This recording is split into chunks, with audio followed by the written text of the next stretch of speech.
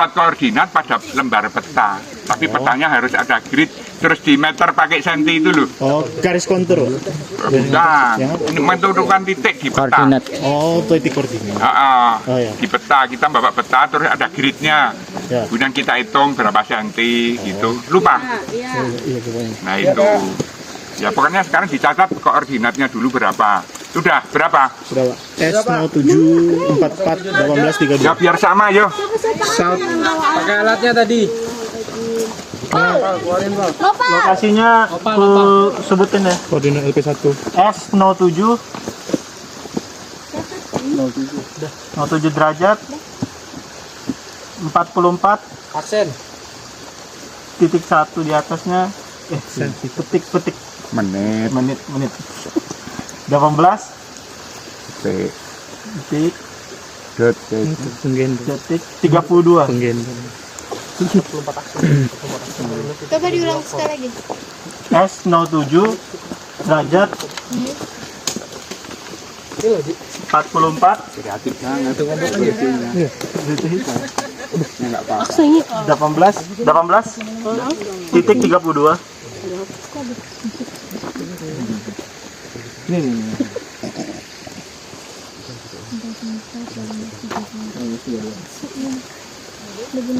Sudah? Oke, satu lagi. 110 derajat 11 menit 50 titik 20 Detik, menit, detik dulu. menitnya 11 50 detik 20 Berapa derajat? ini 110 derajat 110 derajat. Berapa menit? menitnya 11 11 menit. 11 menit 50 detik Oke, 50 detik. 20 Oh, 50 titik 50 20 titik 20 detik. Oke. Ya, sambil mengingat lagi, S itu apa sih? Kok S tulisannya ya? Kenapa kok S ya? di S itu short, jadi kita berada di selatan Khatulistiwa, jadi S. Kalau teman-teman suka dengan software, nanti nulisnya pakai minus. Kita harus mengalah, memang berada di bawah ini ya. Kalau orang selatan itu begini nih, nanti pakai minus. Tapi mudah-mudahan rezekinya plus ya toh. Amin. Kemudian kenapa kok itu S timur. Jadi kata orang barat sana, kita itu orang timur. Jadi garis batasnya mana? Nolnya. Cuma kok kau nampaknya begitu lelah banget. Tadi jatuh, Pak. Ketularan bisa. Nah, senyum dong, karena senyummu adalah ibadah ya. Kalau dulu ada film senyummu adalah tangisku gitu, ya dah. Oke, lanjut ya. S itu timur, jadi kita berada di timur Greenswick ya. Oke, jadi tadi sudah tak tanya elemen petroleum sistem itu ada berapa? Itu sudah hafal semua. Tidak saya sebutkan satu-satu karena kita itu sekarang berada di lokasi yang mempresentasikan singkapan batuan induk, maka kita langsung aja ke batuan induk saja ya. Oke, kita jelaskan mengenai batuan induk. Jadi petroleum system PETSIS itu ada 5, 1, 2, 3, 4, 5. Pertama batuan induk. Nah ini batuan induk. Kalau ditanya sesuatu itu jawabannya definisinya, ya toh? Batuan induk itu apa? Ada yang inget nggak waktu kuliah semester sudah loncat berapa semester ya? 1 ya. Apa batuan induk itu? Kemarin ada yang bisa, ada yang tidak kok. Sekarang kuliah lagi. Batuan induk adalah batuan yang telah, ayo teruskan, sedang dan akan menghasilkan hidrokarbon. Apa? Batuan yang telah, sedang, Dan menghasilkan. atau menghasilkan hidrokarbon. Itu dari bukunya Domangun begitu itu. Apakah semua batuan itu bisa bertindak sebagai batuan induk? Tidak, harus memenuhi syarat. Coba ingat syaratnya ada berapa? 3. 3 apa saja? Kematangan termal. Boleh lah bolak-balik, cuma itu. Pertama, Dari syarat ya. Iya. Ini definisi sudah ya. ya. Syarat. Syaratnya apa? Supaya gampang, dulu pernah saya contohkan, teman-teman, kalau bicara masalah syarat-syarat itu diumpamakan kita. Misalnya jenis mau pingin sesuatu apa ya? Apa dulu contohnya?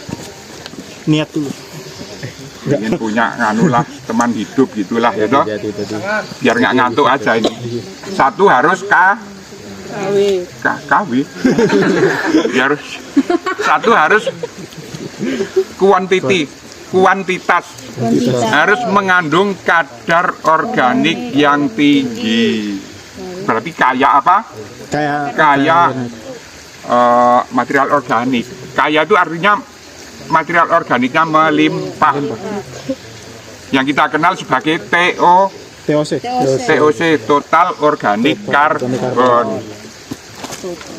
Ini tak suruh nyingkat, sayangnya kalau ujian itu nanti ya cuma nulis gini ini, padahal ini cuma suatu cara untuk mengingat-ingat. Quantity harus memiliki kandungan organik yang tinggi. Berapa minimal TOC-nya? Dulu pernah tak kasih tugas kelas ya, hitung-hitung terus diplot itu di diagram apa namanya? Memang tak tanya biar inget apa enggak kok. Diagram apa? Lupa ya ampun. Udah lupa lu, sudah kasih tugas. Pancrevalent, inget nggak? Ya. Ya. Terus yang kedua, setelah memenuhi syarat yang pertama mengandung kandungan organik yang tinggi, yang kedua harus memiliki kualitas. Ya iya, kalau jenis ingin teman hidup dia harus kaya. Tapi ini diterapkan di syarat-syarat kandungan itu, kaya material organik. Pingin nggak punya suami yang kaya jenis? Pengen juga ya. Kemudian yang kedua kualitas. Wah nanti cengeng nggak? Tidak punya potensi dong. Pak, ya. Lanjutkan tadi mengandung organik yang tinggi dengan minimal TOC berapa tadi Pak? TOC-nya itu 0,5%. 0,5%. Kalau di bawah itu tinggal aja. Ya, tapi kalau di lapangan sampling itu tidak hanya setitik, ya, nanti banyak, ya, titik 1, titik 2, titik 3. Mau muter-muter cari titik lain nggak? Nggak usah, capek. Kalau Bu Sari sudah biasa dia. Beliau itu dulu lapangannya di Sumatera apa mana ya? Mana Bu? Terus pokoknya jago lapangan dulu, tapi sekarang nggak tahu. Sekarang jalan sampai sini aja sudah berbeda ya. Yang kedua apa tadi? Kualitas harus memuncai kualitas. Artinya dia itu memiliki kemampuan untuk membentuk hidrokarbon. Kualitas ya. Quality. Oke. 1, 2, 3. Yang ketiga apa? Tadi sudah disebutkan pertama sama Sukma. Kematangan termal. Mencapai kematangan termal. Matang. Nah kalau nggak matang ya kayak nasi. Belum matang, tapi kematangan juga nggak baik. Ya. Thermal maturity. Nah, maturity. Sampai di sini ada yang tanya enggak? Nah, untuk memiliki total organik karbon yang tinggi, itu tentu saja waktu pengendapan sedimen masa lampau itu ada material organik yang menyertai sedimenter. Ngerti? Sedimenternya ya itu. Gitu loh. Jadi waktu dia mengendap dulu, itu kan sekarang wujudnya seperti itu. Dulu sudah kompak kayak gitu belum? Belum. Ya, masih berbentuk lumpur. lumpur sedimenter mengandung bahan bisa dari alga, bisa dari tanaman tingkat tinggi, ya toh? Ya toh?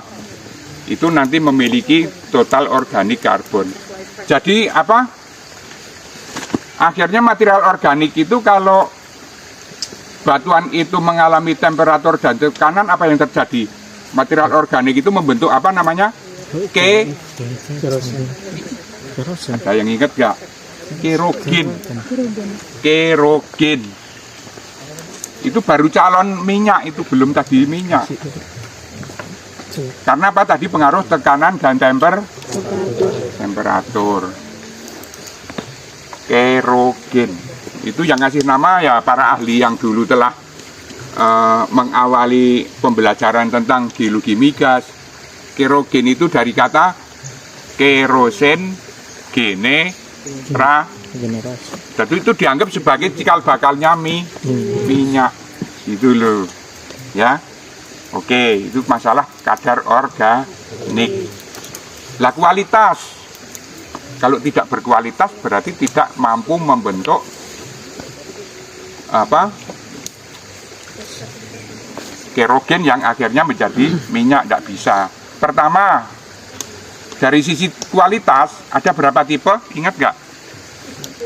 Lupa semua ya. Tadi ada yang nyenggol Sokma, ada apa? Kematangan thermal tadi. Tipenya ada yang ingat nggak? Tipe kerogen. Tipe 1, ingat nggak? Tipe 1, tipe 2, tipe 3. 3. Tipe harus dipancing nih. Yang terakhir tipe 4. Kerogen tipe 1 terbentuk oleh alga dan sebagainya. Pokoknya yang bersifat hewani ya. Nah, oke. Tipe 1 itu nantinya akan membentuk apa? Hidrokarbon jenis oil. Itu tipe 1. Iya. Kalau tipe 2 itu campuran, bisa dari alga dan campuran bahan organik tumbuhan tingkat tinggi. Ya. Tipe 2 itu terbentuknya oleh apa, Pak? Apa? Tipe 2 itu terbentuknya oleh apa? Tipe 1 kan oleh alga. Alga, itu campuran. Tumbuhan tingkat tinggi itu ini juga tumbuhan tingkat tinggi begini nih. Akhirnya kan terakumulasi pada cekungan, bercampur dengan lumpur sedimenter.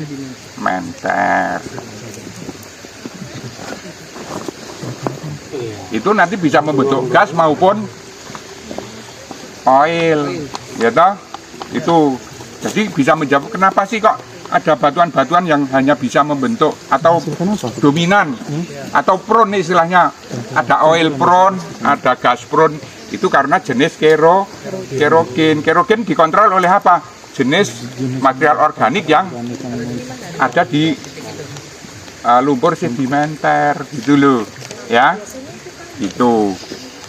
Nah, kemudian yang tipe 3 itu dominan tumbuhan tingkat tinggi. Itu membentuk apa? Gas atau gas prone. Oh, berarti full gas. Jadi salah satu faktor kenapa kok ada lapangan kok yang dominan gas ya, itu bisa jadi karena memang jenis kerogennya didominasi oleh kerogen tipe 3. Kalau tipe 4 ada nggak? Ada, tapi itu lewat matang.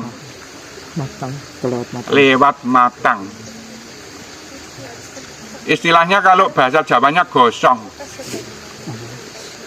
Ya. Mbak siapa lagi? Mbak Selvi. Gosong ngerti nggak? Gosong. Bagaimana masak nasi kalau gosong ya sudah nggak punya kelayakan untuk dikonsumsi. Kalau istilah dalam batuan induk sudah tidak memiliki potensi. Tapi dulu pernah ketika belum gosong. Makanya definisinya batuan induk adalah batuan yang telah, sedang, atau akan menghasilkan hidrokarbon. Kita ngikut saja memang definisinya begitu. Nah, nanti akan tahu setelah kita. Jadi ada berapa tadi syarat-syaratnya? Tiga. Yang 4 itu kan tipenya, ya, 3. Ya, itu syaratnya. Ini caranya biar ngapalkan begitu itu. Kadang-kadang ujian cuma ditulis begitu. Ya simpel banget, namanya seadanya. Ya, tulis quantity itu adalah memiliki kandungan organik cukup tinggi. Cukup disebutkan berapa persen. Memiliki kualitas 1, 2, 3, 4 sebutkan. Thermal maturity, matang. Supaya matang bagaimana ya harus belajar, ya toh. Ingat nggak sudah diajari lo dulu supaya matang bagaimana? Ya, ada yang tanya enggak ini? Yo. Tadi Pak, untuk yang tipe 4 itu terbentuk oleh kematangan kan Pak, atau gosong gitu. Gosong. Nah, itu yang terbentuknya hidrokarbon apa Pak? Ya, sudah menjadi karbon mati. Kan tidak memiliki potensi. Karbon mati.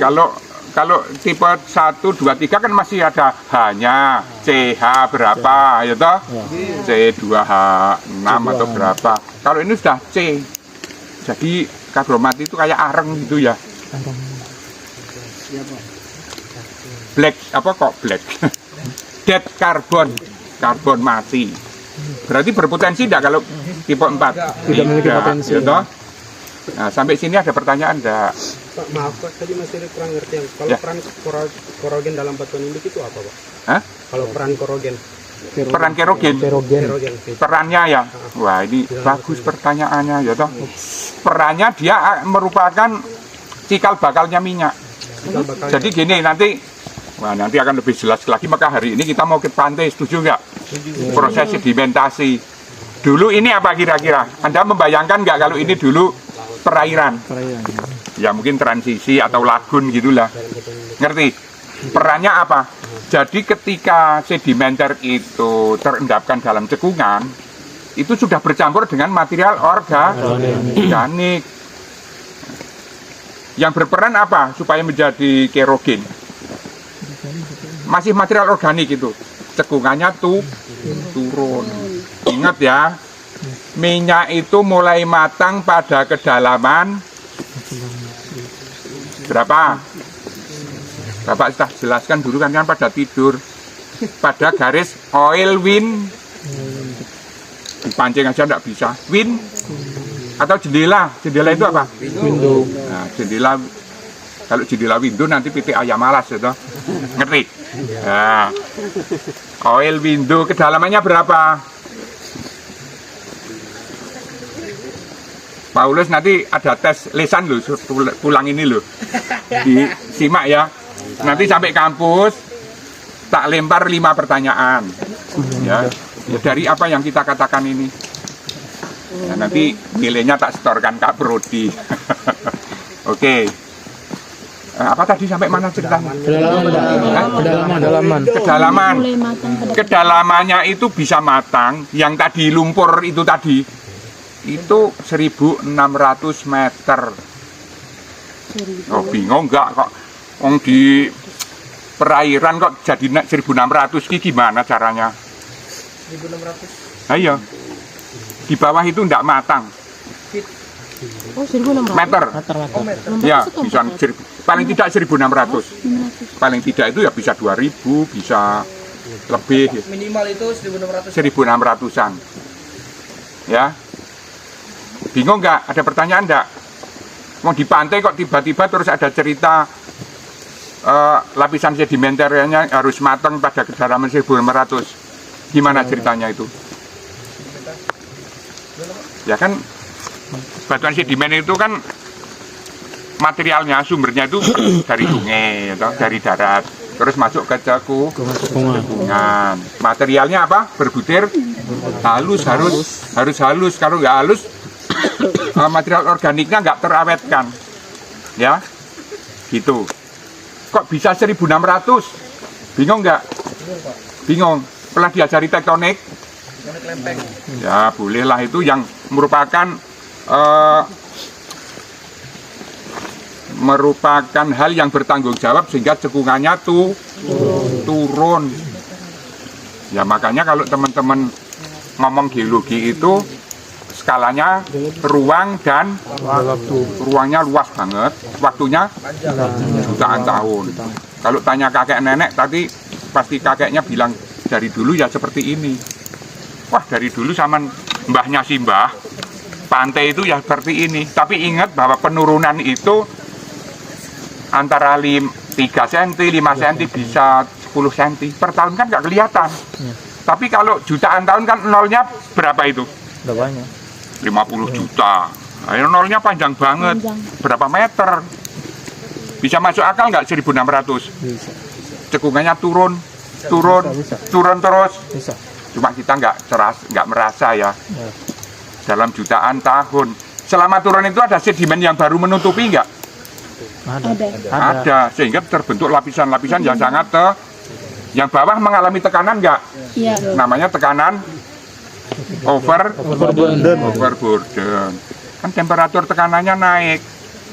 Sehingga kerogen yang material organik yang bercampur dengan larutan sedimenter tadi menjadi kerogen. Tambah lagi tekanan sehingga kerogen itu akhirnya akan menjadi tetes-tetes minyak. Kalau sudah tetes-tetes minyak akhirnya migrasi.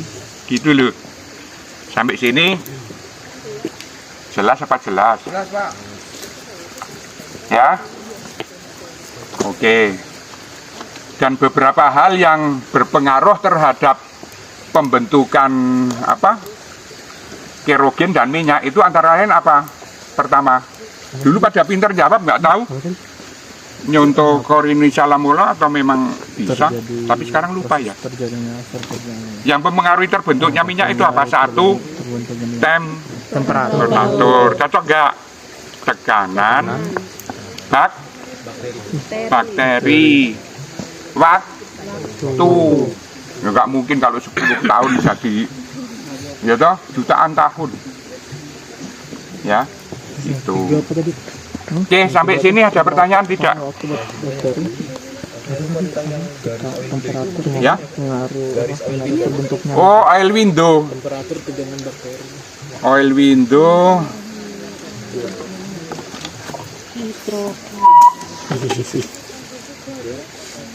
Aduh, panas-panas.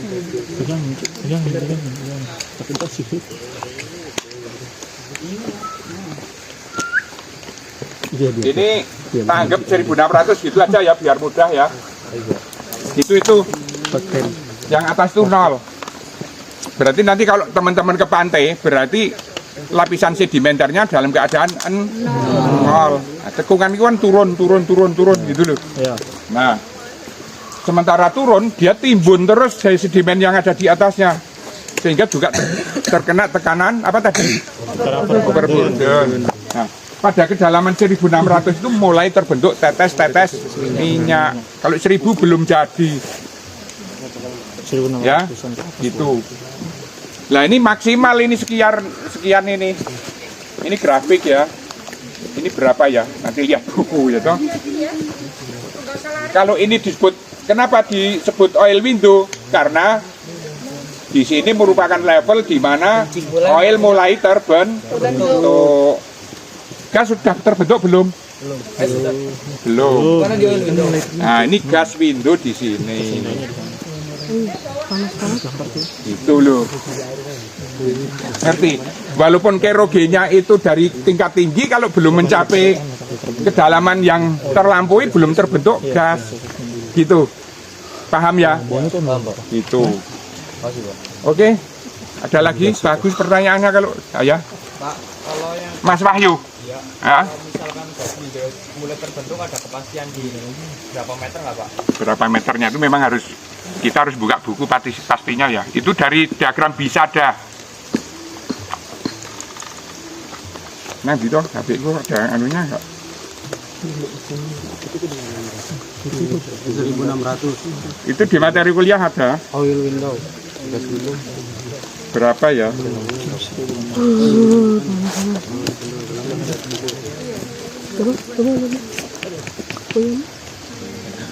Ini menurut Bisada ya. Bisada.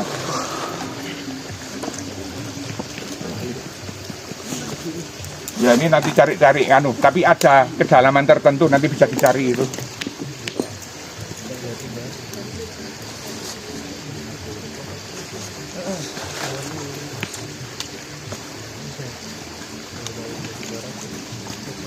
Mana nggak ada?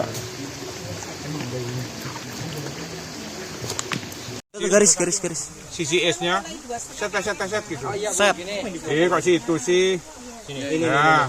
Sana lah. Dikasih bersih bukan berarti di situ. 110 ya. Di situ yang awal. Mau foto. Foto gue, Cok. 20. Weh, garang ini, cocok. Dari awal. Bentar sama dia. Awas. Bendungan. Kenapa ini daun-daun ini? Diem, Dek. Masyarakat.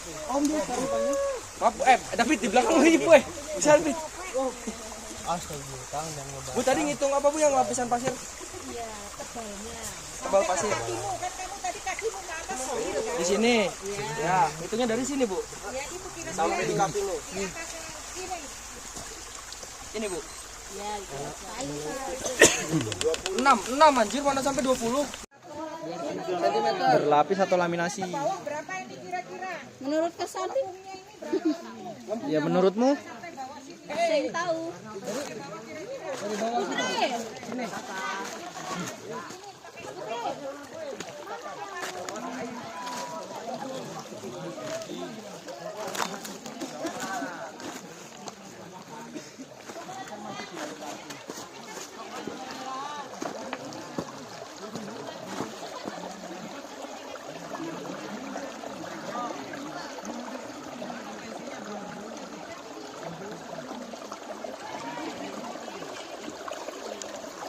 Fresh, ya toh? Of course, Pak. Masih seperti tadi, fresh, segar, bugar gitu. Ya dengan. Pasti Bapak ya, Pak. Yuk. Oh iya, makasih banget Mas Yandi. Mau ngomong aja udah mulai malas kayaknya. Semangat lah, semangat. Oke, jadi teman-teman, kita masih di stasiun 1 Kali Song. Nah ini menarik ini. Stasiun 1 tapi lokasi pengamatan kedua. Nah ini kan tidak berbeda dengan waktu kita di lab dulu deskripsi batuan, gitu. Jenis batuannya apa teman-teman? Tenang, yang bener, jangan ditipu Yuda loh. Yakin? Oh. Kok tahu kalau beku? Tadi Bapak bilang yang Enggak, kamu ini kalau bisa ngomong atau kamu tanya, kok tahu ini beku? Ciri khasnya apa? Ini Pak, hasil pembekuan magma. Lah iya, tapi kan waktu membeku kamu nggak lihat toh. Yang dilihat sekarang. Wong ditanya waktu ujian, apa bedanya batuan beku intrusif dengan ekstrusif? Kalau ekstrusif itu membekunya di luar, yang ditundukkan itu apa perbedaannya yang nampak, bukan kan waktu membeku nggak kelihatan, gitu. Mau membeku di dalam juga nggak kelihatan, gitu. Waktu membeku di dalam itu seperti apa? Tapi kita punya apa hasil pembelajaran kalau membeku di dalam itu membekunya lambat atau cepat? Lambat. Kalau lambat membentuk kristal besar atau kecil? Besar. Jadi bentuk mineralnya dapat diamati dengan sempurna. Contohnya batuan yang membeku di dalam itu apa? Sebutkan nama-nama beku batuan beku intrusif yang membeku di dalam. Ada 4 paling tidak. 1. Batuan beku yang membeku di dalam. Ada yang menyebut dari asam urutannya. Ada yang menyebut garnit. Granit itu batuan beku asam. Terus ke arah basa dikit intermediate. Batuannya membeku di dalam. Namanya diorit. Kalau punya anak putri namanya diorita ya nggak apa-apa gitu. Ada yang teman saya dosen itu juga namanya anaknya Granita. Putranya Pak Bambang Tejo almarhum itu Granita. Terus gampang toh? Granit, diorit, terus yang basa apa? Itu kan yang nanti itu basa. Ayo batuan beku gabro. Itu dosen UGM namanya Pak Sutoto, putranya namanya Gabrianto.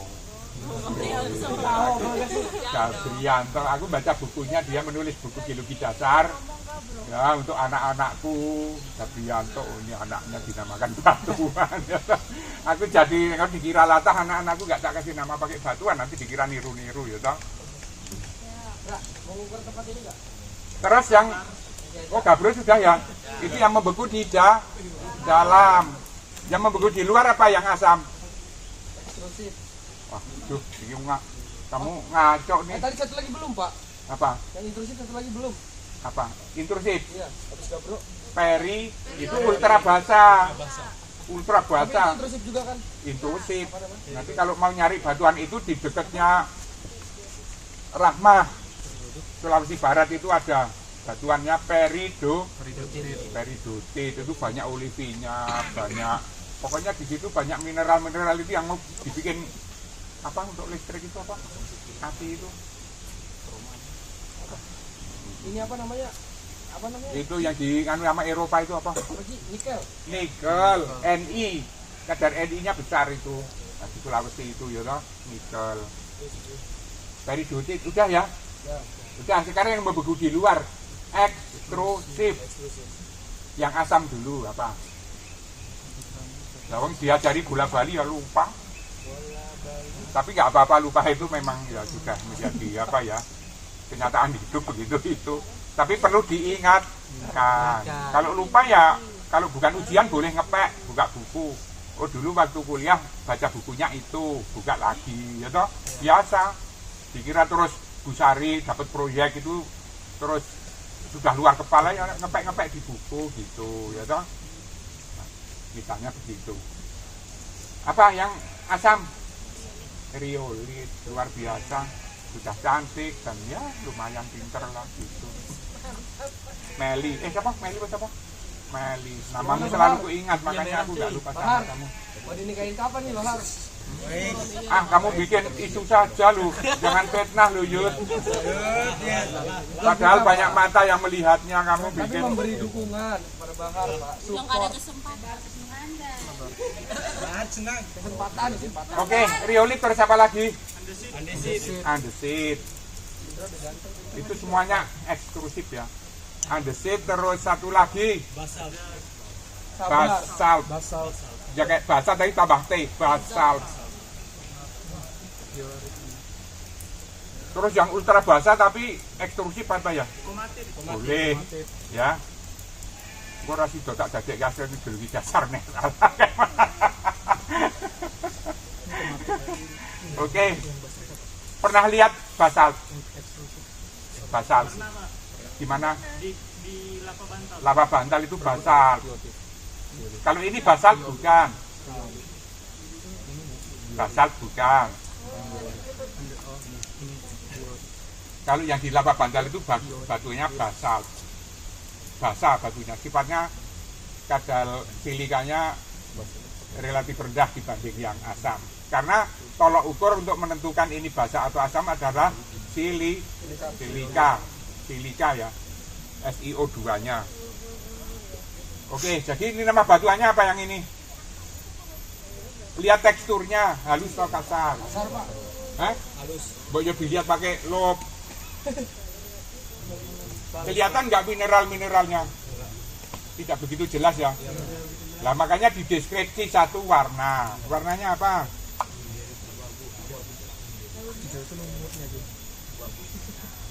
Ya abu-abu boleh, mau abu-abu tua juga boleh. Senangnya apa ya? Yang paling cocok apa? Muda sih, Pak. Tua sih, Pak. Ya. Abu-abu. Tekstur.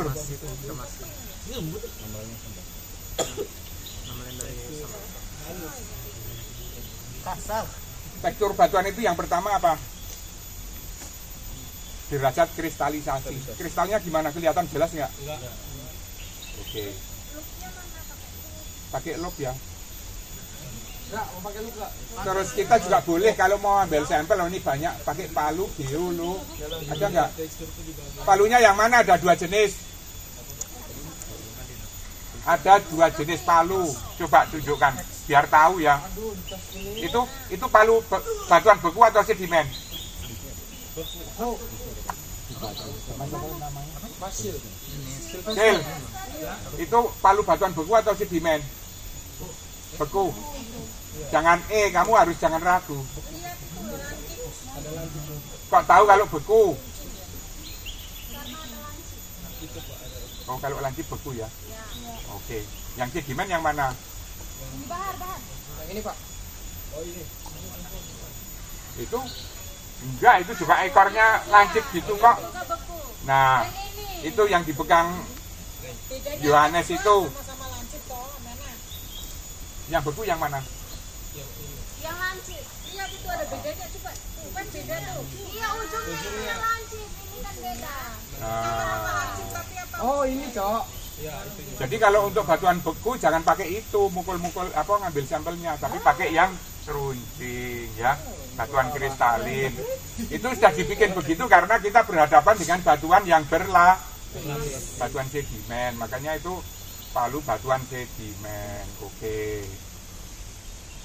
Terus ini granularitasnya vanerik atau avanitik, bisa dilihat dengan mata telanjang atau? Berarti ini tadi apa Pak teksturnya apa Pak? Hah? Tekstur batuan beku itu kan dibagi menjadi beberapa Indra? Yang derajat kristalisasinya tadi Pak. Kristalinitas. Granular sama Kristalitas. Bentuk-bentuk kristalnya gimana?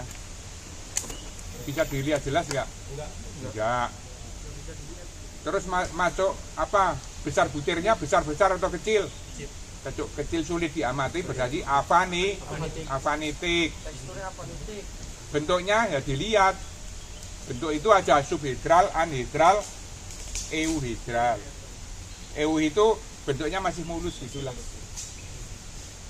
Ya mau namanya masif, mau diamati juga sulit-sulit juga ya toh. Mau bilang bagaimana, tapi coba pakai loop.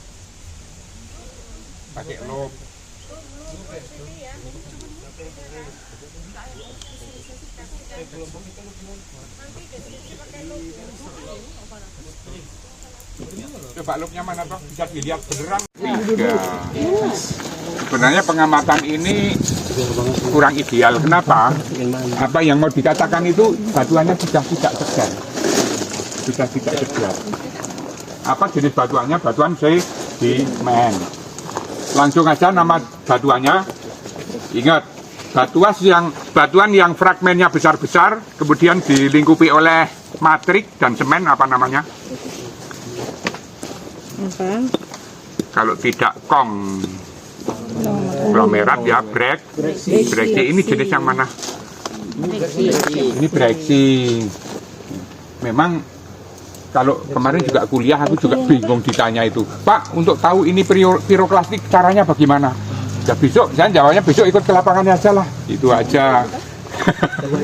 Ya misalnya batu apung, itu kan istilah dalam piroklastik. Ini batuannya bisa mengapung karena memang densitasnya rendah gitu.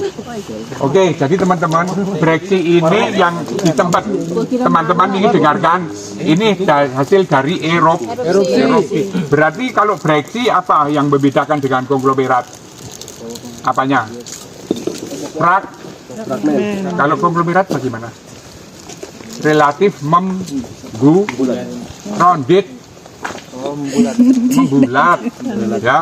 Kalau breksi angular itu ada nggak di apa itu di kertas komparator yang tadi yang kotak kayak yang warna kuning. Cuma ini terus terang kalau mau lihat yang segar tak ajak naik lagi, nanti bekah beku gitu. Tapi besok ada di Jeket Ngororo ada breksi, Jeket Gunung Api Purba itu ada. Kalau itu loh breksi yang asli segar kayak begitu itu tanggal 10 ya. Tanggal 8. Oh 8. 10. Oh 10 ya. Tanggal 10. Itu ya. Tapi yang jelas ini. Ini kan S1 ya. Kenapa kok jenis? Jenis lagi. Lah kamu ngantuk sih.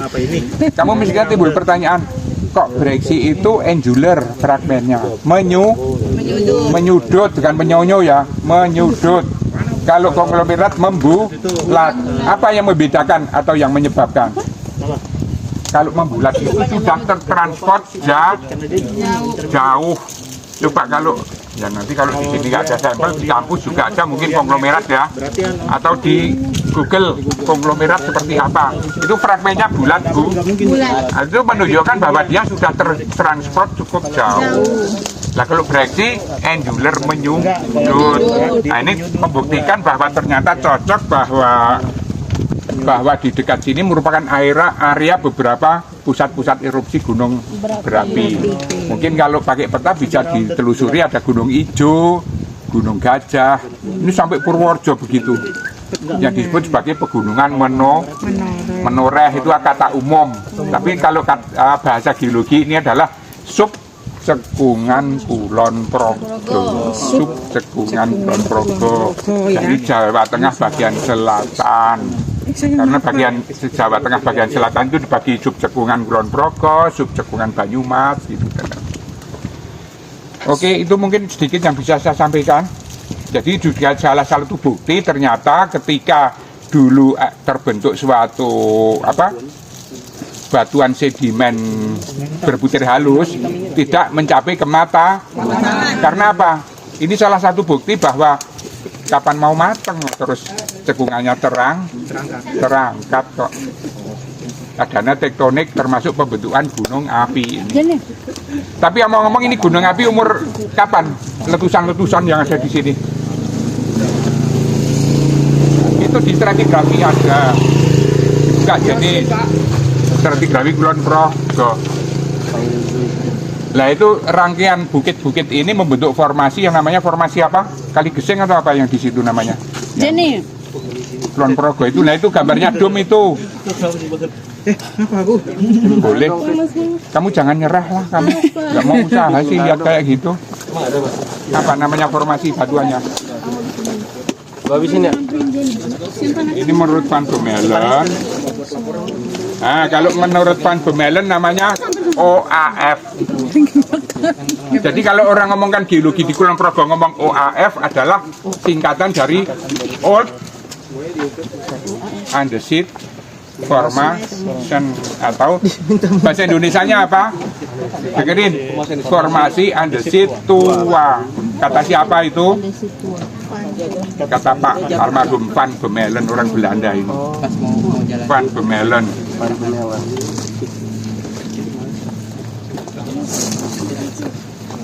Jadi dengan yang Nanggulan dulu, tadi duluan mana? Tua mana? Ini umurnya apa Pak? Yang tadi. Ya, kamu baca ini dong, mau tak tanya itu biar kamu mikir dulu. Tuan yang tadi. Iya, Nanggulan. Tua Nanggulan. Iya. Posisi di bawah atau di atas?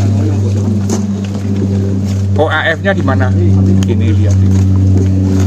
Ini Pak di sini. Oke, Nanggulannya Di bawah. oke. Berarti lebih tua. Nanggulan. Ulang Yang bawah lebih tua. Kalau ngomong-ngomong geologi itu yang disebutkan yang tua dulu. Yang muda dulu Pak, kalau disebutkan dari atas. Ya, kalau dalam urian yang tua dulu. Dari bawah berarti nulisnya. Iya, kalau dalam narasi kalimat tua ke bawah dulu. Ya. Nah, hubungan antara kemarin nggak kalau ke lapangan itu dicari hubungannya apa? Hubungan Nanggulan dengan OAF apa? Selaras atau tidak selaras? Harus bisa membaca stratigrafi. Selaras atau tidak selaras? Siapa yang bisa jawab? Malah ngalamun asyik ini. Kamu biar tahu tak panggil itu karena aku Tanggung jawab. Ayo Pak Haji, jawab tidak selaras katanya. oh ini di sini. Hubungan Nanggulan dengan OAF, hubungan stratigrafinya apa? Selaras Pak. Ini gambarnya kayak gigi buaya begitu kok. Apa? Tidak Andesit batuan apa? Unconformity. Tulis dia nih. Selaras garisnya garis lurus. Ini selaras nih. Ya. Batuannya kan udah beda toh, andesit tadi beku sama sedimen itu pasti unconformity pasti. Apa dan apa? Berarti batasnya itu pernah mengalami suatu kondisi darat, pernah tererosi. Dulu. Paham kok paham ini? Paham iki, Pak? Ya wes. Tidak selaras. Yang lain nggak tahu, Pak. Makanya ada pertanyaan. Di deskripsi dulu atau breksi apa tadi? Materi apa? Breksi ini lapuk Struktur. ya. Strukturnya apa? Paling fragmen. Iya, nggak apa-apa, Fragmennya ukuran berapa? Angular ini. Nah, Ukuran butirnya bul. ayo breksi warna apa itu? Grey misalnya ya. Coklat tua. Ya. Oke, coklat tua boleh atau grey abu-abu. Hitam nggak boleh. Ya. Tekstur itu kan ukuran butir. Teksturnya apa Mas Yuda? Keragaman. Tekstur halus. Mana Indra teksturnya apa breksi? Nggak mungkin halus, wong fragmennya aja segede terbuk. Iya. Apa? Kayak bawah ini loh, kayak yang diinjak palis. Fragmennya Nggak mungkin halus, Pak. bul. Nih kayak ini tuh. Jadi tak kasih tahu ya ukuran butir itu menurut siapa? Wentworth, boulder, cobble, pebble, sand, silt. Paling halus apa? Paling halus? Kele. Boulder. Boulder itu segede bahkan segede rumah. Bisa segede rumah. Berarti fragmennya ukuran boulder. Masuknya ke tekstur bukan, Pak? Ya, itu kan ukuran butir bagian dari tekstur. Kalau ngomong batuan sedimen teksturnya ya ukuran butir, keseragaman butir, Ayo dicatat itu breksi untuk deskripsi breksi. kemas, ya toh, kemas, Ukuran butir, boulder. itu agak-agak ke sana. Fragmen. Fragmennya. Fragmennya itu Boulder. Tadi menyudut. bentuk butir, apa? Derajat kebugarannya apa? Angular. Nah, bentuk butir. Angular, subangular masih masuk ya. Atau sub? Sub sampai Keyakinanmu apa? angular, subangular sampai angular. Menyudut banget enggak? Menyudut banget enggak? Enggak, Pak. Sub angular itu. Dan harus bisa membuat keputusan. Kayak itu loh yang diinjek ini mirip breksi nih. Tapi itu keputusan yang diambil itu dampaknya apa, Pak? Coklat tua kan? Ya, kamu harus yakin sesuai dengan prosedur itu. Yang ada di sini. Apa tadi? Komparator butir. Kalau Apa bongkah apa di situ? Terus breksi itu biasanya juga terikat antara fragmen satu dengan fragmennya. Nah, Kok bisa terikat apa? Kok bisa kompak? Ada semennya enggak? ya. Ada semennya. oh, berarti ini ada semennya, Pak? Ada. Cuma karena lapuk ini sulit untuk mengatakan saya. Ya toh? Kalau mau segar ya agak ke sana, Ke atas lagi. ke atas. Kalau geologi kejar deh. Iya, Lur. Bang Dora. Gas. Yo. Bocah nanti itu Udah terus digas. sampai. Terus bisa nggak jadi reservoir breksi? Iya. Pernah tak ajari loh. Ini Bisa termasuk nggak? batusan Breksi apa? konglomerat bisa nggak? Pilih ya. Ini batuan silisi klasik. Bisa nggak? Pilih. Oh, jawabnya pelan-pelan. Dengerin. Ini pilih. Batuan silisi klasik atau jenis batuan kimia. Plastik atau non plastik? Plastik. Hah? Benar. Plastik. Plastik apa itu non? hancuran. Baturan yang kelas. Jadi fragmen-fragmen gitu loh. Iya. Berarti apa? Plastik atau non kelas? Plastik. Karena ini fragmen-fragmen. Ya, mungkin nggak batuan breksi jadi apa tadi dari reservoir. Bagaimana mungkin ya? Ayo siapa yang oke Yuda bisa nggak Yuda? Belum tahu, Bu. Jawab. Indra bisa nggak? Ini breksi jadi reservoir. Harusnya. Bisa nggak? Tidak. Rahasia? Ada yang bisa jawab? Biasanya paling tinggi. Siapa? Mas Andi katanya bisa jawab. Bu. Tadi kan Pak Lis sudah bilang plastik. Mas Andi. Kelas. Bisa nggak? Berarti ada ruang antar butir. Entah itu buruk atau Iya. istimewa. Bisa. Asal memiliki Porositas yang berbeda. Kan dia sedimen. Mungkin. Di apa itu Minas mana Minas? Di Riau itu ada yang konglomeratik basal ya jadi reservoir. Ada, Bu. Iya ada. Beksi. Meli, Bu. Oh iya ya. Tempatnya bagus ada apa? Coba lihat yang Di Pekanbaru, di mana Riau lah. Wah, itu dapat dua keuntungan kita ya. Dapat primernya, dapat sekundernya. Apa? Proses sedimentasi. Sebenarnya ini bagian dari apa? Kalau dalam ilmu geologi dan geologi minyak bumi adalah ilmunya sedimentologi. Adalah apa? Kampus Merdeka itu, MBKM. Nah itu mata kuliah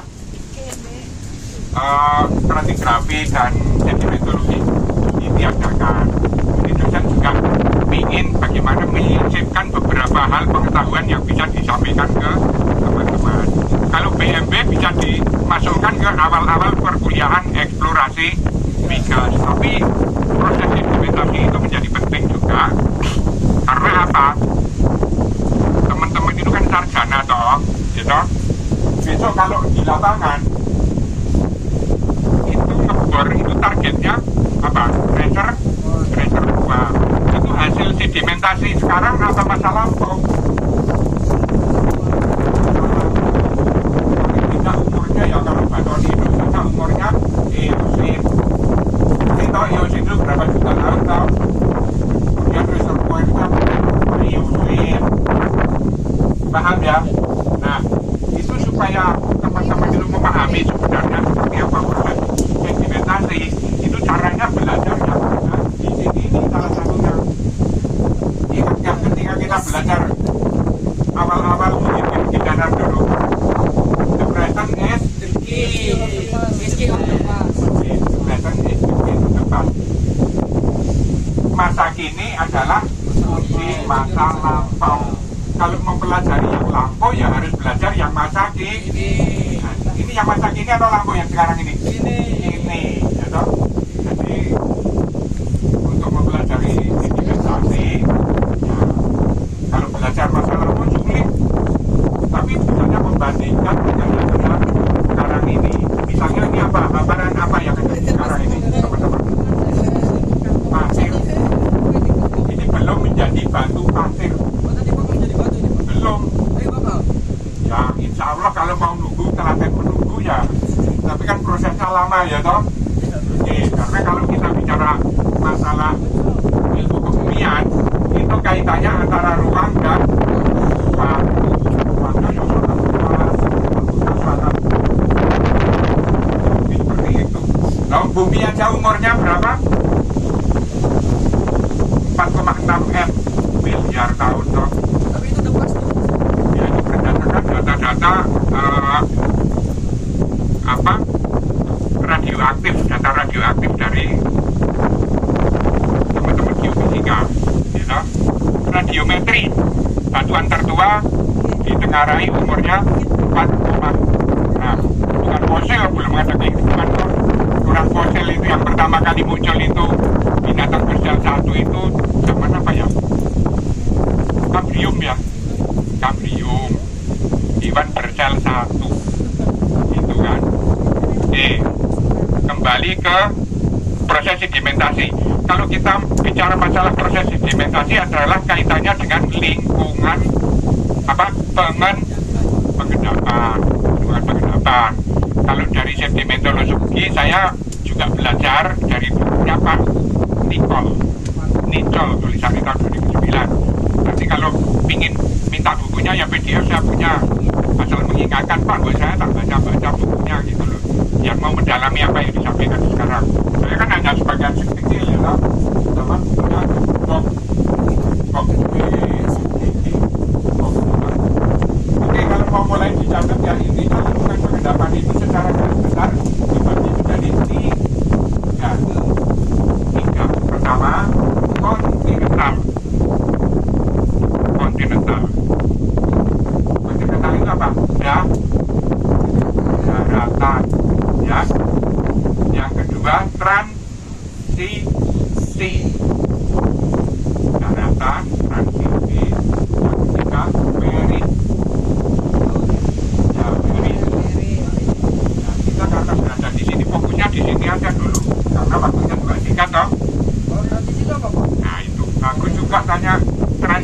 peralihan, ya. Sama aja kayak artinya. Transisi peralihan antara darat dan laut atau marine. Ya, untuk kontinental itu dibagi menjadi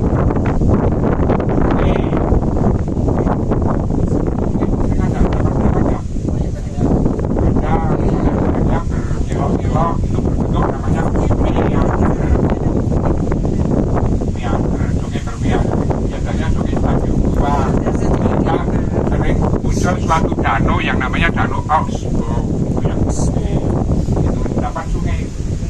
Kemudian yang di darat apa lagi? Danau. Kemudian ada lagi kami di Indonesia daratnya Eolian, Rhone, atau Rhone. Kemudian glasir itu es daerah dekat-dekat kutub sana. Nanti kalau esnya mencair, kadang-kadang dia juga membawa akumulasi tinggi. Ya itu yang kontinental ya. Darat. Transisi itu dibagi menjadi ya satu delta.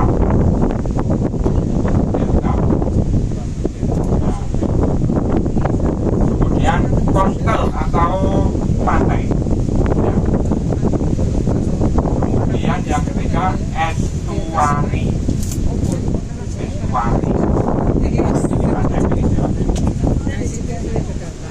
Delta ya. Sebenarnya kalau di sini tadi mah yang lima kali nanti delta tidak ada kalau di sini. Tapi di Indonesia punya delta yang terkenal. Kan teman-teman minyak. Jembatan merah. Delta yang jadi cekungan minyak besar di Indonesia mana kalau teman-teman tahu Mas Wahyu? Jadi mana? Delta di cekungan Kute ya toh? Itu delta Mahakam. Delta kok tebalnya sampai 6.000 meter. Ya. Beberapa lapangan minyak ada di sana. Nanti kalau lihat Pulau Kalimantan ada daerah Samarinda, itu daerah delta. Di sini tidak ada delta. Ciri-ciri di delta mana ini? Oh, ada papan tulis ini Mas.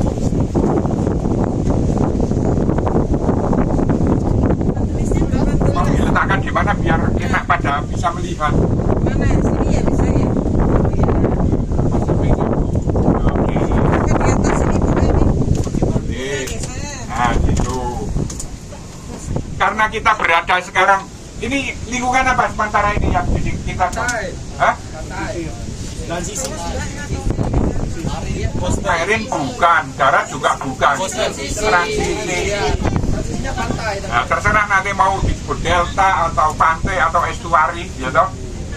Saya belajar dari bukunya Pak Nikol ya, itu kan nanti kita juga cek.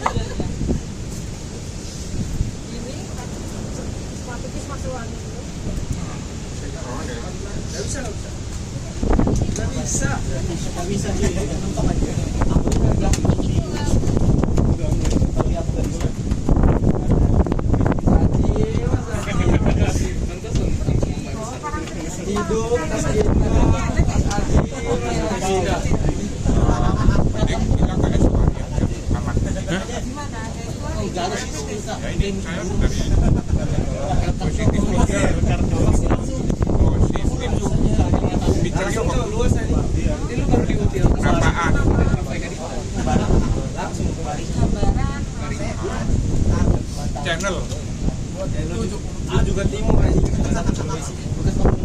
river. Kemudian ini ada body water.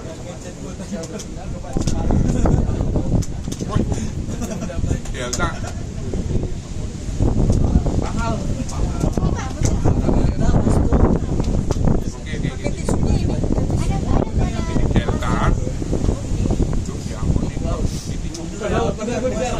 Kuastal,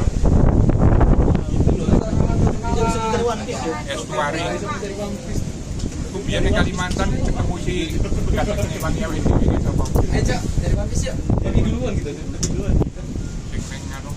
Kapalnya garam. Delta. Positif. Kapal katim. Gua coba.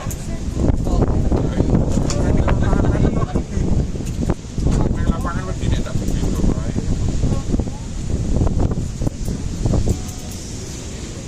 Oke teman-teman, jadi kalau transisi itu ya kita itu sekarang itu di transisi.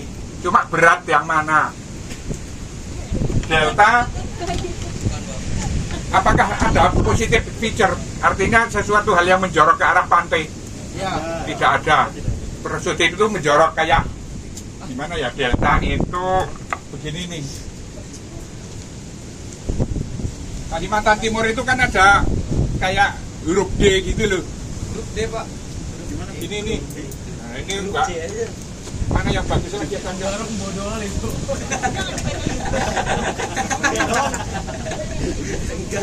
Tenggak kau. Kopi bangku. Kita apa tuh?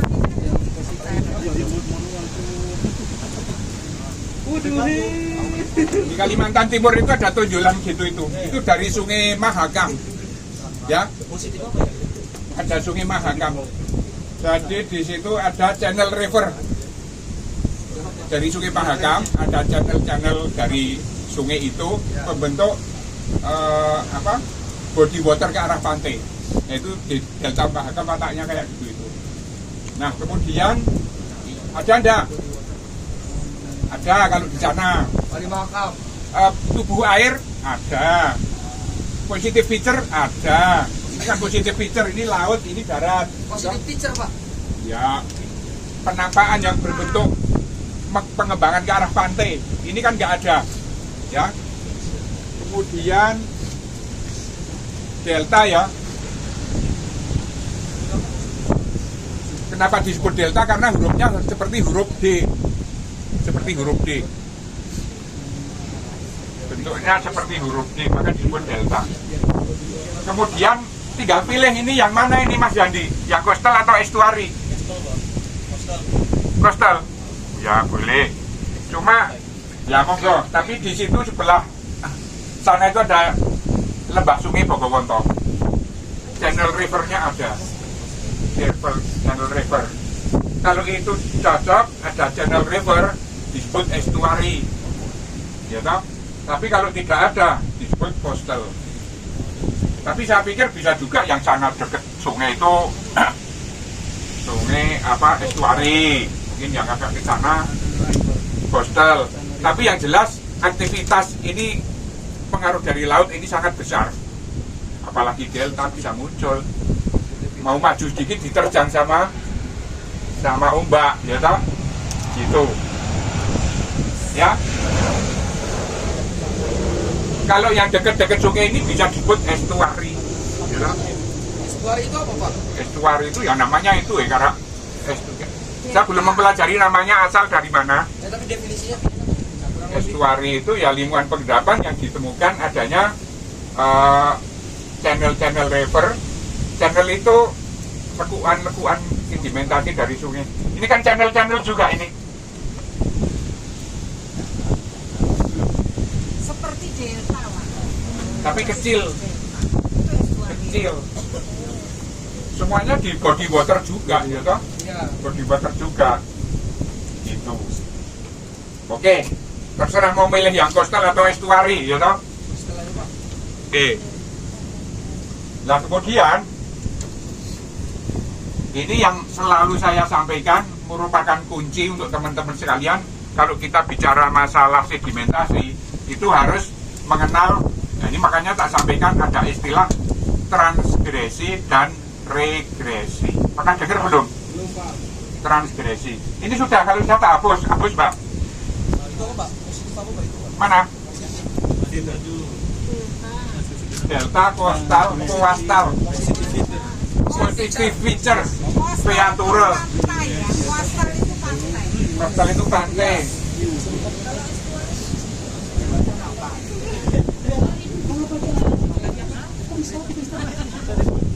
Picture. Body water. Body water. Transgresi dan apa tadi Pak? Regresi. Regresi. Wis dihapus ya? Udah? Udah ini? Udah. Nah.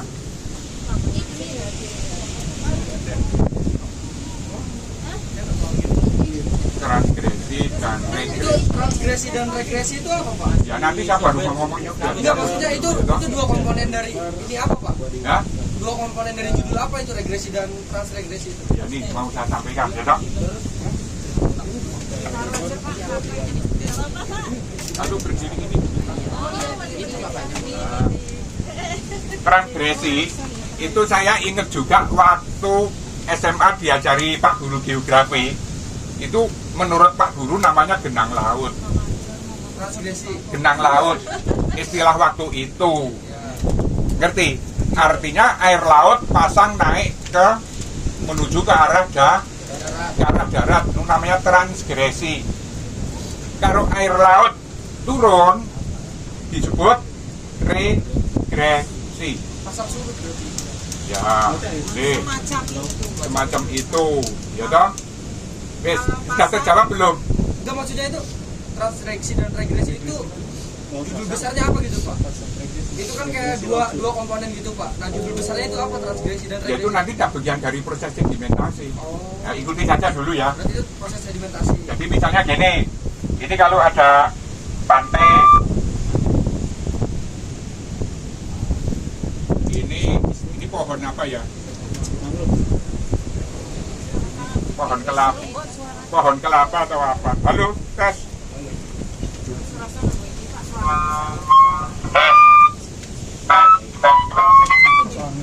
Ini nggak pakai speaker denger ya? Iya Pak. Katanya di sana. Dengar nggak? Nggak dengar katanya Pak, nggak pakai speaker.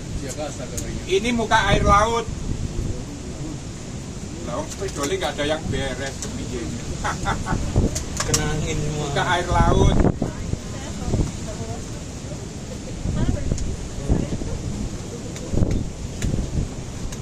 Ini muka air laut ya.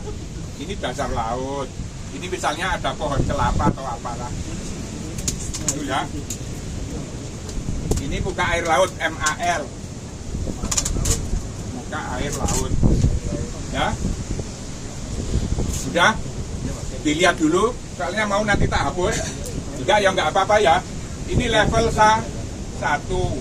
Yuk, Mbak. Level 1. Kalau airnya naik, pohonnya itu juga ya terkelam. berarti airnya menjorok ke darat atau ke darat ya? Naik. Ini namanya transgresi. Ya, air laut naik ke darat. Ya. Tapi kalau ini turun ya, itu namanya regresi gitu loh Mas Bro. Ya, regresi.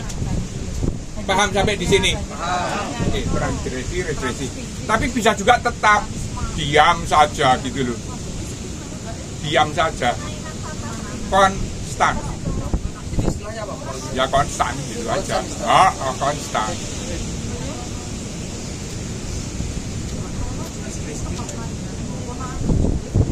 Konstan. Tapi apakah konstan itu ya? Oke, transgresi gini dulu. Transgresi itu tidak hanya karena airnya naik, tapi bisa cekungannya naik, dia ikut naik, gitu. Artinya kan level muka air laut ikut naik. Atau mungkin bisa ada apa daratan ini turun ke bawah gitu Pak? Kalau turun ke bawah ya airnya ikut turun, bisa regresi. Regresi, ya. Daratan samping lautnya. Ya, oke. Ya, sampai di situ dulu. Ada yang tanya? Ya. Faktor yang mengaruhi transgresi sama regresi. Faktor-faktor transgresi kok regresi. Satu, bisa juga regresi itu karena pencairan air es di kutub. Bisa nggak? Air es di kutub mencair, bisa jadi transgresi. Kemudian bisa jadi tektonik, naik turunnya cekungan. Karena naiknya air itu belum tentu karena naik airnya jadi banyak, tapi cekungannya yang naik. Coba Anda bayangkan punya wadah yang cekung kayak baskom atau apa, diangkat, ikut berangkat. Ngerti? Jadi itulah apa levelnya seperti itu. Termasuk ini. Ya. Oke. Nah, kalau ini sudah paham, saya mau bicara yang namanya parasekuen. Apa? Parasekuen. Wah, ini nanti mumet ya gambarnya saya. Ini tak balik boleh? Misalnya Boleh Pak, kalau dihapus. Ini sudah dicatat ya. Ya Pak, udah dicatat. Kalau ini naik namanya transgresi. Kalau tetap konstan. Kalau turun namanya regresi. Oke, ini kan lautnya di kiri. Ini gambar lautnya di kanan nih. Pak dihapus dulu Pak, Mbak? Aku hapus boleh? Boleh. Nah, hapus boleh.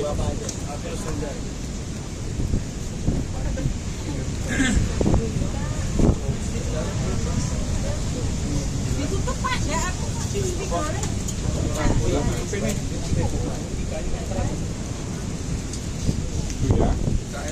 Parasekuen. Jadi ini konsepnya yang namanya ini pasir ini dari mana? Ada pasir dari mana? Ya memang dari dilempar ke sini sama ombaknya. Tapi asalnya dari mana? Dari darat. Dari darat. Itu kan kita waktu kesini lihat gunung-gunung menoreh itu sumbernya pasti dari sana. Yang bawa sungai sini ada sungai Bogowonto, terus ke sana lagi Progo. Jadi banyak sungai ini membawa material dari darat. Kayak muara gitu nggak sih Pak? Lah yang muaranya Bogowonto di situ, yang dihadang sama pemecah ombak itu sungai Bogowonto. Ya. Ke barat ada lagi sungai lagi apa namanya Kalijali, gede-gede juga Serayu gitu. Itu membawa material ke sini dari gunung api tua yang kandungannya andesitik. Jadi ini adalah komponen dari erosi yang ada di atas sana dibawa ke sini. Paham? Paham. Oke. Asalnya dari darat ini. Jadi yang namanya sedimentasi itu harus berada di perairan. Loh, kok ini ada pasir Pak, nggak ada airnya. Pasti dulu airnya pernah sampai sini. Airnya. Ketika pasang, pasti. Ya loh. Kalau sekarang ya di sana. Namanya pasang surut ini bisa harian, bisa bulanan, bisa. But I'm just too afraid that I'll be wrong. I